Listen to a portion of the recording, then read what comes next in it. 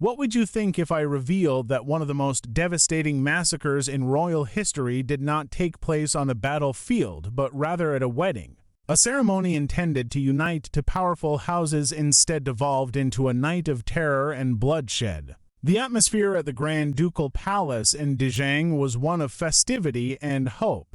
Wine flowed abundantly, musicians filled the air with merry notes, and banquet tables overflowed with roasted meats and exquisite delicacies. Guests chatted and laughed, raising their glasses in toasts to a future of unity, completely unaware that a deadly plot was already set in motion beneath the opulent decor. As night fell, the jubilant celebration soon turned into chaos as noble guests began collapsing at their tables. A pandemonium of screams filled the air, and healers rushed in to assist, but their efforts proved futile. What began as a dazzling celebration ended in a macabre scene, leaving a lasting scar on royal courts for generations to come. This is the unsettling tale of a poisoned wedding feast that annihilated an entire royal bloodline, and indeed, it is as chilling as it sounds. Our story unfolds in 14th century Europe, a time when mere swords were not the only instruments of power. In the royal court, a dinner table could be just as deadly. This particular episode occurs amidst a fierce struggle for power between two noble families, the House of Trastamara and the House of Burgundy.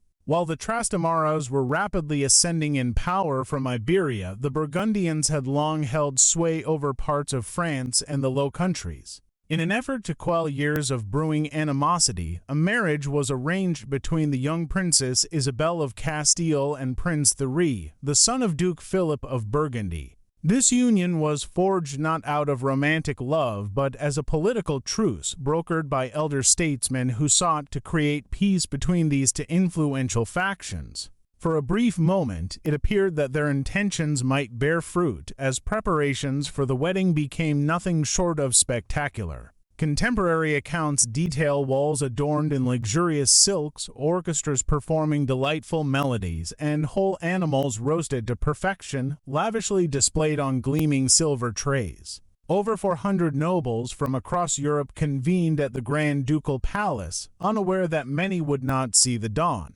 The stakes were monumental. A marriage between the Trastamara and Burgundy families would consolidate vast territories and potentially alter the balance of power in Western Europe. Popes, kings, and rival monarchs observed closely. Yet, amidst the laughter and music, old grudges festered in the shadows. Not all were in favor of this alliance.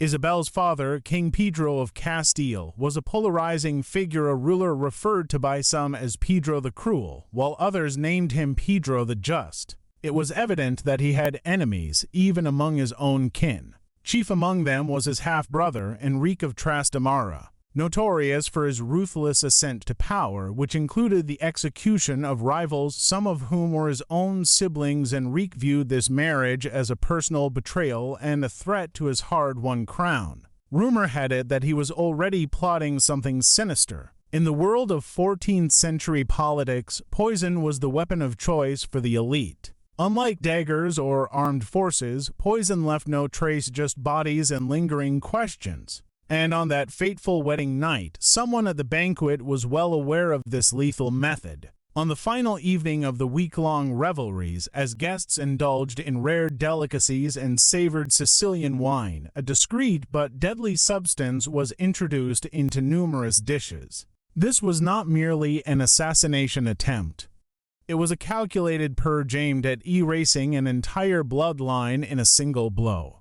Survivors later recounted a horrifying scene. As the last toasts concluded and the sumptuous desserts, candied fruits, honeyed pastries, and rich wines were served, symptoms began to manifest. First came nausea, then vomiting and dizziness, culminating in unconsciousness. Within hours, nobles were sprawled across the cold marble floor. The grand hall, once brimming with laughter and music, transformed into a scene of horror, an impromptu hospital, and then a makeshift morgue. Helpless healers described the illness as a fire racing through the blood, powerless to stop its wrath. Among the first to succumb was Princess Isabel, who died within 3 hours. Her new husband, Thierry, lingered on until dawn before falling victim to the poison. The bright future they were to forge together was extinguished before it even had a chance to begin. Theories surrounding the deaths surfaced almost immediately. Some suggested that a disgruntled cook, dismissed months prior for theft, had returned for revenge. Others whispered of conspiracy among rival kingdoms Navarre and Aragon, both of which perceived a Trastamara-Burgundy alliance as a direct threat. Yet the most credible accusations centered around one man, Enrique of Trastamara. Many historians contend that Enrique orchestrated the massacre, fearing that any children resulting from Isabel's marriage might one day rival his claim to the Castilian throne. To him, poisoning his own niece's wedding could be seen as just another brutal political maneuver. The shock of the massacre extended beyond the immediate loss of life. It reverberated throughout the political landscape. The Burgundian court, devastated and humiliated, withdrew its support for future Castilian endeavors. A dozen noble families lost heirs. In some instances, entire dynasties were extinguished in a single night.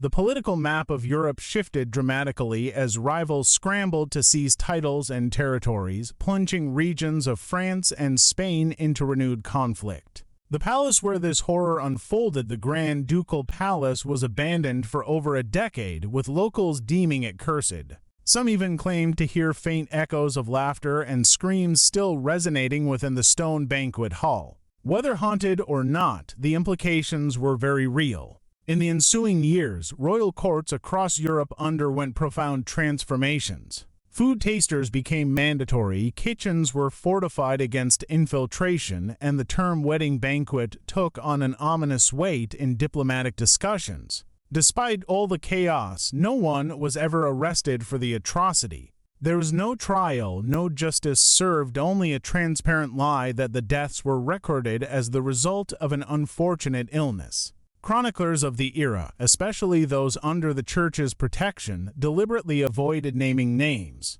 Yet in private letters, marginalia, and whispered gossip, the consensus became clear: this was no accident, it was a statement. One noble from Castile notoriously wrote, "He drank among us that night and wore the face of blood." Unlike widely publicized massacres such as the St. Bartholomew's Day killings or the Black Dinner of Scotland, this poisoned wedding slipped into obscurity.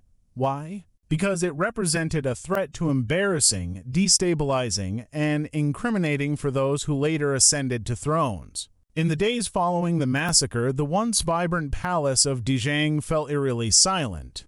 The silk tapestries remained undisturbed, and the banquet tables stood half-set, but the jubilant music was replaced by whispers of betrayal, murder, and lives irrevocably altered. Newsmen were dispatched across Europe with trembling hands, bearing letters filled not with the promises of union but with the grim reality of funerals. What had begun as a celebration of peace now stood as a stark warning: if one royal house could be obliterated in a single night, then none were safe. Back in Castile, King Enrique of Trastamara's court hastily crafted a public narrative: a sudden illness, an unprecedented plague that swept through the celebratory gathering. For the politically naive, this excuse could be believable. After all, Europe in the 14th century had seen more than its fair share of genuine plagues, and a crowded banquet hall could certainly become a breeding ground for disease. Yet anyone familiar with the cutthroat intrigues of Iberian and Burgundian courts saw through this ruse. It wasn't the disease that raised suspicions, it was the selectivity of its victims. No servants, no musicians, no guards or cooks had perished, only nobles, only those whose bloodlines mattered. Rumors quickly took root. One name that surfaced early in the speculation was Martin Elias Duniga, a low-ranking scullion with a troubled past and a known penchant for accepting bribes. Having served in both Castilian and Aragonese courts, he had been seen conversing furtively with food suppliers weeks prior to the wedding. Some claimed he had received a mysterious sum of money far exceeding his salary just before the banquet. Yet Martin vanished the night of the massacre, and his body was never found. Some speculated he fled to Italy. Others believed he was silenced by whoever had contracted him. Adding to the intrigue, the palace's chief steward, Guillaume du Vessel, was discovered hanging in his chambers 2 days after the tragedy. initially ruled a suicide, a man broken by guilt. Whispers arose suggesting otherwise. Gome had reportedly begun to ask questions, uncovering discrepancies in the wine storage logs, and had been visited by two armed men the night before his untimely death. Was this simply a coincidence, or was it a discreet cleanup operation? Regardless, Gome carried his secrets to the grave. Meanwhile, Duke Philip the Bold of Burgundy was left reeling, grappling with the loss of his son and the disgrace of his court. Though devastated and furious, he lacked the evidence to publicly accuse Enrique. To do so would risk igniting open warfare. Instead, he turned to the darker side of diplomacy, employing spies, informants, and political maneuvering. Within months, his agents had quietly embedded themselves within the Castilian court, gathering whispers like precious gold. What they unearthed only deepened the wound. Evidence surfaced of a clandestine council held just 3 weeks prior to the wedding, allegedly convened by King Enrique himself. Among the attendees was Sancho de Ledesma, notorious for his ruthless efficiency as Enrique's most feared advisor, known throughout the land as the King's Knife. He was not noble and lacked charm. His rise to power was paved with the blood of Enrique's enemies. Witnesses later testified that during the secretive council, Enrique had expressed fears that Isabel's marriage could elevate Burgundy's claim to his throne, especially if she bore sons. "I will not see my line erased by her womb," he was reputed to have said. Whether apocryphal or not, this phrase spread like wildfire. Enrique was not the only one with reason to fear the wedding. In the French court as well, murmurs of unease circulated. While Burgundy was technically under the French crown, it had long acted independently. An alliance with Castile threatened to undermine French influence in the region. King Charles V of France stayed publicly silent, but whispers suggested he quietly supported any action that would keep Burgundy in check. Could this event have been conceived as a cross-border conspiracy, a calculated agreement among enemies to allow a single night of bloodshed to maintain the balance of power? Aragon, too, had a vested interest. For decades, it had clashed with Castile, and a marriage between Castile and Burgundy could potentially box Aragon in diplomatically. King Peter IV of Aragon, renowned for his cunning, raised serious concerns regarding the union. Although no direct connection was proven, later documentation hinted that Aragonese agents had closely monitored the wedding preparations. Were they merely observers, or were they complicit in a darker plot? The question lingers unanswered. With no arrests made and no investigations undertaken, the families of the deceased were left to grapple with silence and despair.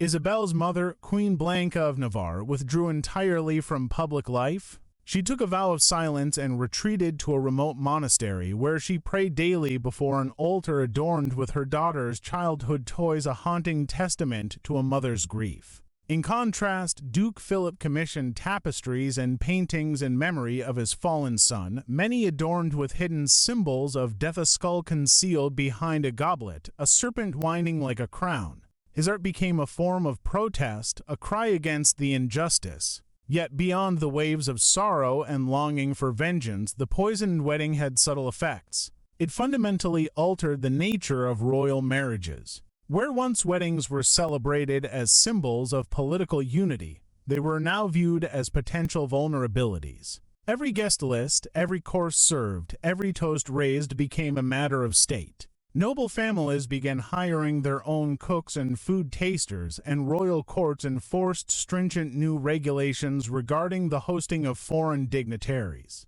The notion of a secure political alliance was shattered. If a royal bloodline could be obliterated at the dinner table, no bond seemed sacred. Though some survived the gruesome ordeal, they carried the psychological scars for life. One of the fortunate few was Lady Agnes de Bourbon, a distant cousin of the bride. She notably refused the final dessert, claiming it bore a strange aftertaste. Her survival became legend, a point of pride for her family, which would rise to extraordinary power in France. Dubbed the Blessed One, she spent her later years funding hospitals and orphanages, forever marked by the horrors she endured. Lord Etienne de Chalamont, however, was not so fortunate.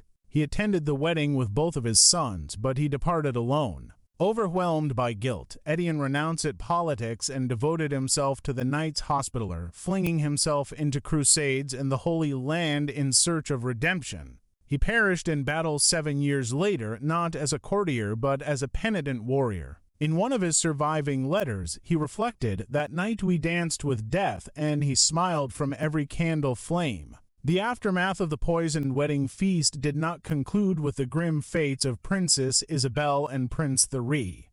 Rather, its consequences seeped into theology, politics, and the very understanding of power across Europe. Even the Church, desperate to maintain an image of divine order, found itself scrambling for explanations. How, theologians pondered, could such an evil unfold during a sacred union? Some preachers asserted it was divine punishment retribution for the pride and excess of the nobility. Others whispered that the devil himself had infiltrated the court. In one town, a priest delivered a now famous sermon proclaiming, "Lucifer walks in satin robes and dines from golden plates." This sparked a wave of fear-driven introspection across the continent. Could a marriage blessed by God still hold validity if sealed with blood? Could faith offer protection to royalty from betrayal? These questions went unanswered. Yet the most enduring legacy of the massacre was not grief or theological debate. It was an all-consuming fear, an unspoken, paralyzing dread that rewrote the rules of diplomacy, imparting a brutal truth to rulers. In a world where justice remained elusive, where assassins went unpunished, fear wielded more power than the law. The vagueness of the crime without a clear culprit and without public reckoning rendered it even more terrifying.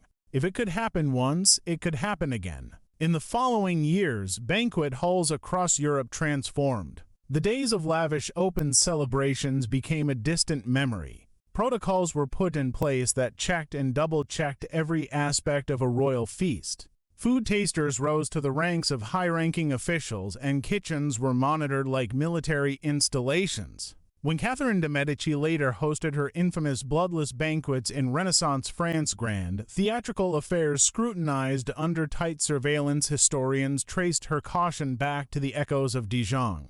Even in England, courtiers whispered of the Castellan curse, a metaphor for alliances that appeared too good to be true. Thus, the poisoned wedding feast not only redefined the landscape of royal politics, it etched a dark and everlasting mark on the annals of history, serving as a poignant reminder of the lengths to which some would go in the pursuit of power.